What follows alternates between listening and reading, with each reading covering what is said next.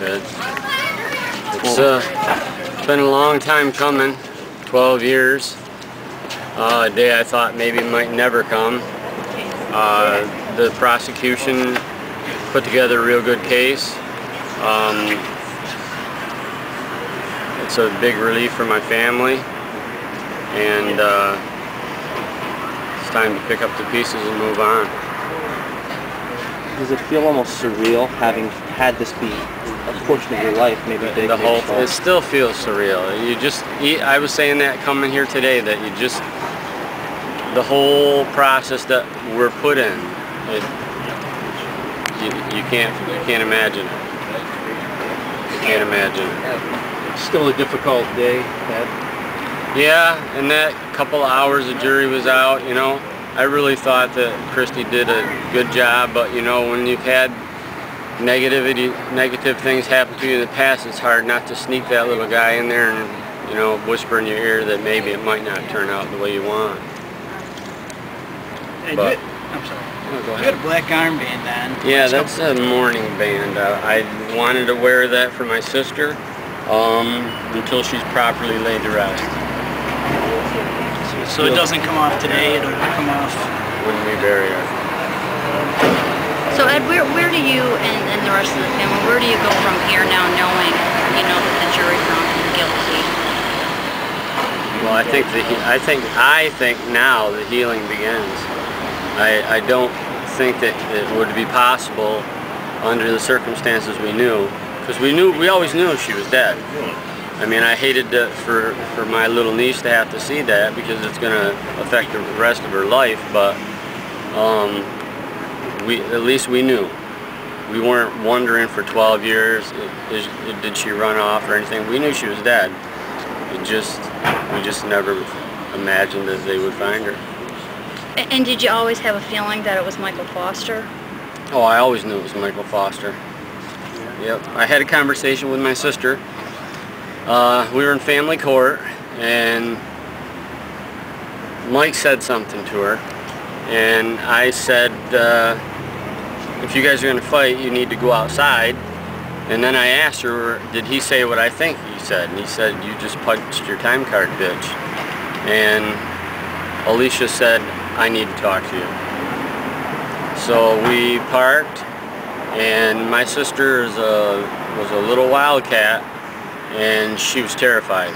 She was sobbing, she was hysterical, she was trembling, and she said she finally had babies and she wants to be a mom, and she said, I've had problems with men in the past, but she truly believed Michael Foster was going to kill her. And I promised her that I wouldn't let that happen.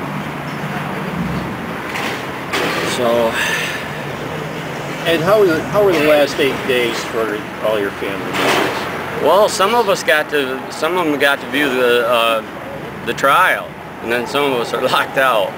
I think it was harder being locked out. You know, I followed the ticker on the internet, but it's just not the same. I waited 12 years to see the judicial process, see him put through the judicial process, and it's hard.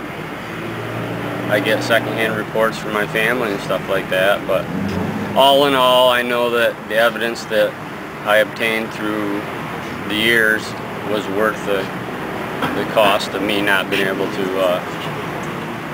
be present in the courtroom.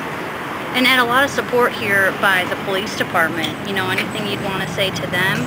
Yeah, Chief Goss is like my best friend. I mean, he through this whole thing, you know, he's always been there for me, night and day.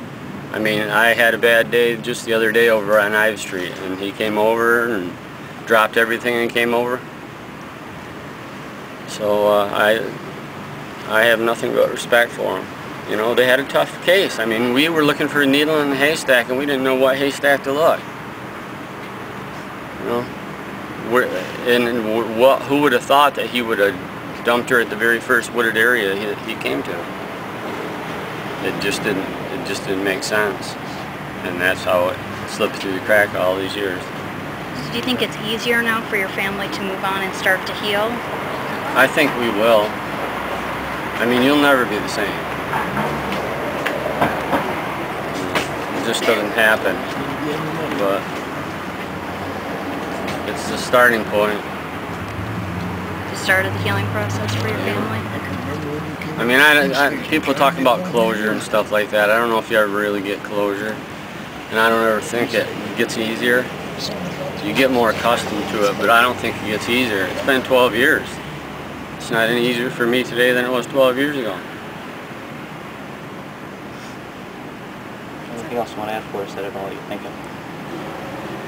Well, I think that Christy did a nice job and a testimony to my sister. You know, that she didn't run off and she didn't abandon her baby and she didn't mail letters to her family. And, you know, I wanted the truth out, you know. She deserved better. We didn't get a lot of good support in the community in the beginning because they were putting that kind of information out there, you know. And postpartum blues and she's going to take off, and, you know, we never believed that. When I went in the ward and saw Mike with the baby, I knew that Alicia was dead. And I knew he was just trying to get out of the ward. Twice he went to the door. Twice he went over by the door to the exit door, and he was just going to walk out the hospital with that baby boy. And he had Christine in the van, and we may have never seen any of them again. Thank you. And Ed, can you just spell your last name for me? Yeah, V is in Valentine, A-N. Another capital V is in Valentine, R-A-N-K-E-N. Would you prefer Ed or Edward? Ed. Ed?